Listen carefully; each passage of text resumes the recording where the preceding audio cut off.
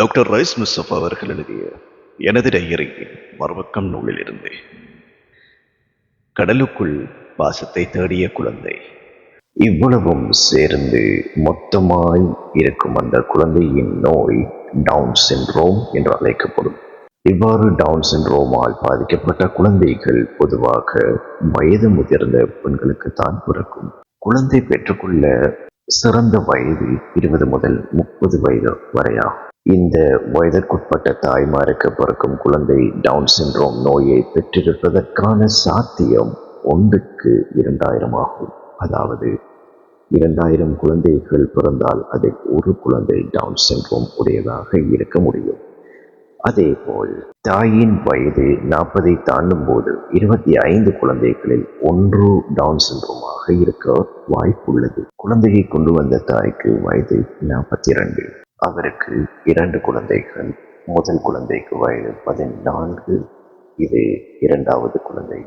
26 வயதில் முதல் குழந்தையை பெற்றுக்கொண்டதாக அவர் சொன்னார். அதே தாய்க்கு பிறந்த 9ஆம் வகுப்பில் படிக்கும் குழந்தை எவ்வித நோயும் இல்லாமல் சாதாரணமாக இருப்பதாக சொன்னார். அப்படியானால் இரண்டாவது குழந்தையை பெற்ற நீங்கள் ஏன் 12 வருடங்கள் காத்திருந்தீர்கள் என்று கேட்டேன்.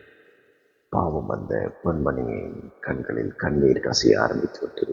சில வினாடிகள் மௌனமாய் மடியில் இருக்கும் நோய்கள் நிறைந்த அந்த குழந்தையின் அப்பாவின் முகத்தை பார்த்து கொண்டே பதில் சொல்கிறார். திருமணம் முடித்து 2 ஆண்டுகள் கணவனுடன் சந்தோஷமாய் வாழ்ந்தேன். எனது கணவர் ஒரு சிறிய சில்லறை கடை வைத்திருந்தார். இலகிய மனது, தங்கமான மனிதர். நீங்கள் கேட்டுக்கொண்டிருப்பது ஜாயினர்ஸ் டுகெதர் வழங்கிக் கொண்டிருக்கும் டாக்டர் ரைஸ் முஸ்தபா அவர்கள் எழுதிய எனது டையரியின் மறுபக்கம் நூலிலிருந்து. எமது பதிவுகளை உடனுக்குடன் உங்கள் வாட்ஸ்அப்பில் பெற்றுக்கொள்ள 0713696851 என்ற இலக்கத்திற்கு புக் BOOK என டைப் செய்து அனுப்பி வைக்கவும்.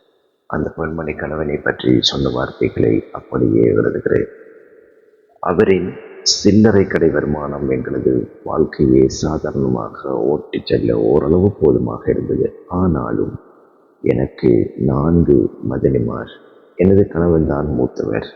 அவரின் 4 சகோதரிகளையும் திருமணம் செய்து கொடுக்கும் பாரிய பொறுப்பு என் கணவருக்கே இருந்தது. எனது மாமா மௌத்தாகி பல வருடங்களாகிவிட்டன. இந்த நிலையில் சகோதரிகளின் திருமண விடயங்களில் பூதாகரமாக முன்னால் வந்து நின்றனர். 4 பேருக்கு காணி வாங்க வேண்டும், வீடு கட்டி பணம் கொடுத்து திருமணம் செய்து வைக்க வேண்டும். அதற்கு தேவையான லட்சங்களை இந்த சில்லறை கடையால் சேர்க்க முடியாது என்பதை தெரிந்த அவர் தினமும் மனம் அழுந்தி கவலையோடு இருப்பார். அது எனக்கும் பெரும் மனப்பாரமாகத்தான் இருந்தது.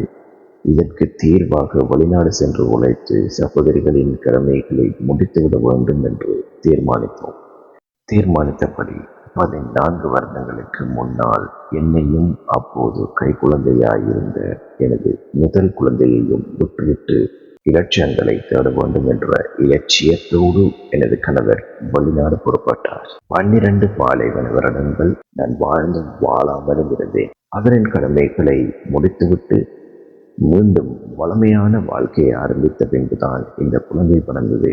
அதற்கிடையில் 12 வருடங்கள் கரைந்து விட்டன. இப்போது வயதான பின்பு எனக்கு இந்த குழந்தை. கணவனை பிரிந்த காலங்களில் அனுபவித்த கவலைகள் வேறு. நோய் நிறைந்த இந்த குழந்தையோடு நான் வாழ்நாள் முழுவதையும் கடக்க வேண்டும் என்ற துர்ப்பாக்கிய நிலை. ஏதோ அல்லாஹ்வின் ஏற்பாடு, இதனை ஏற்றுக்கொண்டு வாழ்கிறேன் என்று ஈமானிய பண்ணுக்குரிய பண்போடு சொன்னார் அந்த தாய். சகோதரிகளுக்காக கணவர் சீதனம் சேர்க்க போய் அவர்களின் வாழ்வு சீரழிந்து விட்ட சம்பவம் இது. அந்த பெண்மணியின் உள்ளமோ சீதனம் கேட்கும் ஆண்களும் அவர்களுக்கு உடந்தையாகும் பெற்றோரும் நாசமாகட்டும் என்று சபித்ததை என்னால் உணரக்கூடியதாக இருந்தது. இந்த தம்பதியினரை சந்தித்து சில நாட்களின் பின் மற்றுமொரு 4 வயது சிறுமியோடு இன்னும் ஒரு தாய் வந்திருந்தார். தொடர்ந்து 2 மாதங்களாக காய்ச்சல் இருக்கின்றது. காய்ச்சலோடு சம்பந்தப்பட்ட சில கேள்விகளை கேட்டுவிட்டு முழு உடலையும் பரிசோதித்து பார்த்தேன்.